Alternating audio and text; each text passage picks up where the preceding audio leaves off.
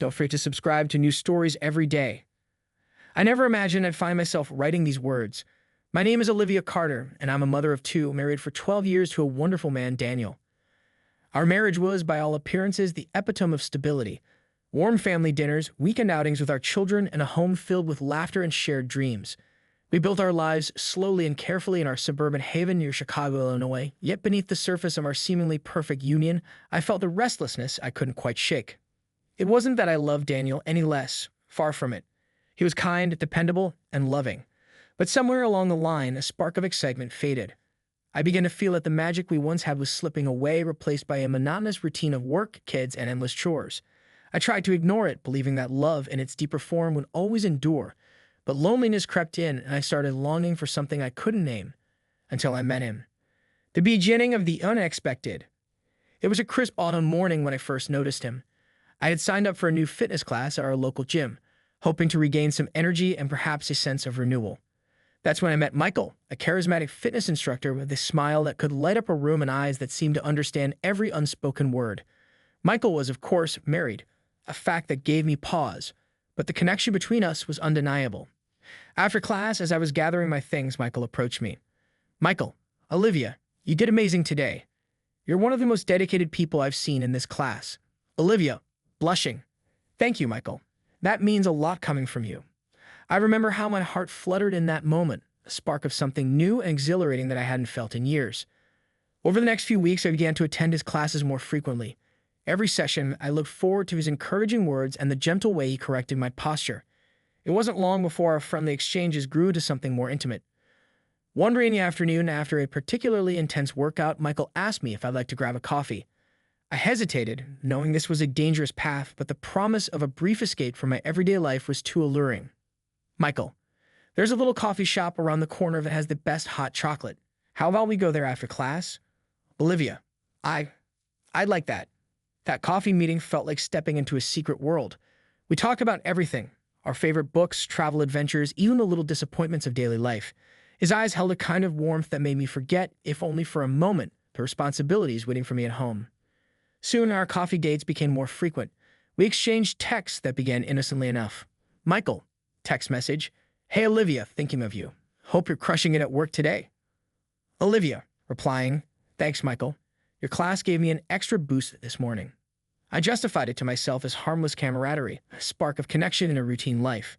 But as the months passed, our interactions grew bolder. His compliments became more flirtatious, and my responses, once carefully measured, grew impulsive. The secret blooms. For nearly a year, Michael and I maintained this secret connection. We'd meet after my morning workout, share a stolen laugh, and sometimes after the class had ended and the gym was nearly empty, our conversations would linger a little too long. I felt guilty almost immediately after every encounter, but I also felt alive in a way I hadn't in years. I remember one late afternoon vividly. I was sitting on a bench by the gym, scrolling through my phone when Michael's name lit up my screen with a message. "Michael," text message, "I can't stop thinking about our conversation last week. I wish we could talk more, maybe even in person." Olivia, replying, "I feel the same, Michael. I just wish things were different." That simple exchange stirred a whirlwind of emotions inside me. I knew what I was doing was wrong, betraying Daniel, the man I had vowed to love and cherish. And yet every time I saw Michael smile, it was like a drug. I craved it. It was as if the monotony of my everyday life had suddenly been broken by something exciting and forbidden. At home, things began to change subtly. Daniel noticed I was quieter and more distracted. He asked gently, "Daniel, Olivia, is everything okay? You seem a bit off lately." Olivia, smiling weakly, "I'm fine, just tired from work. Nothing to worry about." I reassured him with half-truths, my heart heavy with guilt. I made excuses about extra work or a minor cold, anything to hide the truth. And so I maintained the facade of a perfect wife while living a double life, a secret that weighed on me more each day. Then one evening at a family dinner with close friends, I noticed Daniel's furrowed brow and the way he kept glancing at me when I excused myself to check my phone. He said something under his breath about silly distractions, but I just smiled and pretended everything was normal. I wish I could erase those moments, those suspicions, but they persisted, gnawing at my conscience. The crucial moment. The turning point came unexpectedly. It was a Sunday afternoon, and Daniel had mentioned he might join a new fitness class at the local gym, one he had always been curious about. I felt a chill run down my spine. Daniel's interest in fitness had never been particularly strong. He usually left that to me. But now he said, Daniel, I feel like something's off in our routine, Olivia. Maybe I need a change, try something new. Olivia, heart pounding. Sure, honey, that sounds great. I forced a smile, but inside I knew exactly what was happening. Daniel's new interest in fitness wasn't for his health. It was a subtle attempt to catch me in the act. I tried to rationalize it. Perhaps he just wanted to join me, maybe even do our classes together. But deep down, I sensed he was looking for answers. One day, while I was at work, I received an unexpected text from Daniel. Daniel, text message, Olivia, I feel something's not right. I've been to the gym a couple of times this week. I can't shake the feeling that you're not being honest with me. Please, can we talk? Olivia, replying quickly. I'm your honey. Let's talk when you get home. His message sent a ripple of panic through me. That night, as Daniel came home early from the gym, he sat me down in our living room, a quiet, candlelit space that had witnessed our happiest moments together. Daniel, soft but determined, Olivia, I love you. I trust you. But lately, something's been off. I've seen your phone light up with messages I can't explain. I tried to brush it off, but I can't ignore it anymore. Olivia, voice trembling, Daniel, please. It's nothing. Just work stuff, I promise. Daniel, I need you to be honest with me, Olivia. I'm not accusing you of anything without reason. I need the truth. I could see the pain in his eyes. The trust we'd built was now cracking. I wanted to confess, to tell him everything about my secret affair with Michael, but the weight of guilt and shame kept me silent. I managed only a weak smile and said, I'm fine, really. But inside, I was crumbling. That conversation marked the beginning of the end. Daniel started showing more suspicion, subtly following me at times when I claimed to be out running errands. I tried to cover my tracks, but he was determined, and his new interest in fitness turned into a covert investigation into my whereabouts. I knew it was only a matter of time before he uncovered the truth. Part chai, the unrevealing, and the confrontation. I never expected our perfect world to shatter so dramatically. I knew deep down I made a mistake, and I wanted to put it behind me. But the guilt of living a lie was suffocating. When Daniel's suspicions became too blatant to ignore, I knew I had to come clean, if not to him, then to myself. Yet I couldn't bring myself to confess everything. Instead, I tried to cover my tracks even more, but fate had other plans. One fateful evening, while I was out with Michael after a late shift at work, Daniel decided to surprise me by attending the same fitness class. I was in the middle of my workout, headphones in, when I saw him standing at the entrance. My heart nearly stopped.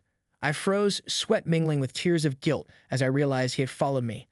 I quickly turned up the music, trying to drown out the sound of my racing heart, and kept my eyes fixed on the treadmill. Every time I glanced sideways, I saw his concerned face, and I knew that soon everything would come out. That night, after the class, Daniel confronted me in the locker room. I was packing up my things, trying to appear as calm as possible, though my hands shook uncontrollably. Daniel, quiet but firm. Olivia, I saw you talking to Michael on the phone after class. I know something's going on. Please tell me the truth. Olivia, voice barely above a whisper. Daniel, I don't know how to explain.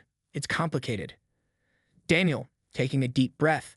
I've been trying to catch you in the act, but I didn't want to hurt you. I need you to be honest. Did you do something with him? Olivia, tears welling up. Yes, I did. I made a mistake, Daniel. I felt lonely, and Michael, he made me feel something I hadn't felt in years. I never meant for it to go this far. Daniel, voice cracking. How long, Olivia? How long have you been lying to me? Olivia, for about a year. I never wanted to hurt you. I thought I could fix it, that it was just harmless fun, just a way to cope with the monotony. But it's not harmless. I'm so sorry. The world around us seemed to fall silent. I watched as Daniel's eyes filled with tears, a mixture of heartbreak and betrayal. His voice was soft, but resolute. Daniel, I trusted you, Olivia. I gave you everything, my love, my time, my heart. And you threw it all away for a fleeting moment of excitement. Olivia, sobbing, I know, Daniel. I wish I could take it back. I never wanted to lose you. Daniel, it doesn't matter how sorry you are. The truth is out. I can't continue living with this betrayal. I tried to reach out to him, but he stepped back. I knew then that my actions had irrevocably shattered our trust. The next few days were a blur of tears, apologies, and silent, heavy glances. Daniel left me a note on the kitchen table. Daniel, written. Olivia, I need time to think. I can't promise forgiveness, but I need space. I'm packing a bag. We'll talk when I'm ready. I never saw him again after that day. His departure was quiet, almost anticlimactic, yet it echoed like a final farewell. I tried to call him to beg for another chance, but he wouldn't answer. My world had collapsed, and I was left to pick up the shards of what once was a beautiful life. In the weeks that followed, our friends and family were shocked. I became the subject of hushed whispers and pitying glances. I lost my job at the gym when the scandal leaked out. Michael stopped calling as if he'd never really existed in my life. Daniel filed for divorce, and the process was long and excruciating. I watched in agony as the dream of our future, a home filled with love and the promise of a family, dissolved before my eyes. I tried therapy, hoping to understand why I'd made such a selfish choice. The sessions were painful. I recounted every moment, the secret smiles, the hushed texts, the stolen glances. I learned that I had been craving validation, the thrill of feeling desired. But I also discovered that I had betrayed the trust of the one person who loved me unconditionally. I was consumed by shame, yet strangely, as time passed, I began to feel a twisted sense of relief. One evening, several months after Daniel left, I ran into Michael at a local cafe. The encounter was brief, a nod, a polite hello, and a fleeting smile that held a world of regret. I realized then that nothing would ever be the same. I was no longer the wife Daniel had married. I had become someone I barely recognized. My divorce was finalized a year later. Daniel moved on, slowly rebuilding his life. I occasionally see him at community events. He still has that quiet dignity even in his heartbreak. Sometimes, when our eyes meet, I see something like pity there. Other times, it's just a brief nod of acknowledgement. But one thing is certain, the life I once dreamed of is gone. I often ask myself, was it worth it? Was the brief taste of passion and the rush of forbidden excitement worth the shattering of a decade-long love? I sometimes wish I could go back and rewrite those moments, but I can't, and the weight of my decisions is something I will carry forever. I share my story not in search of forgiveness or pity, but as a confession, a reminder of how easily trust can be broken and how a single lapse can alter the course of your life. I hope that by telling this, I can learn to forgive myself even if Daniel never does.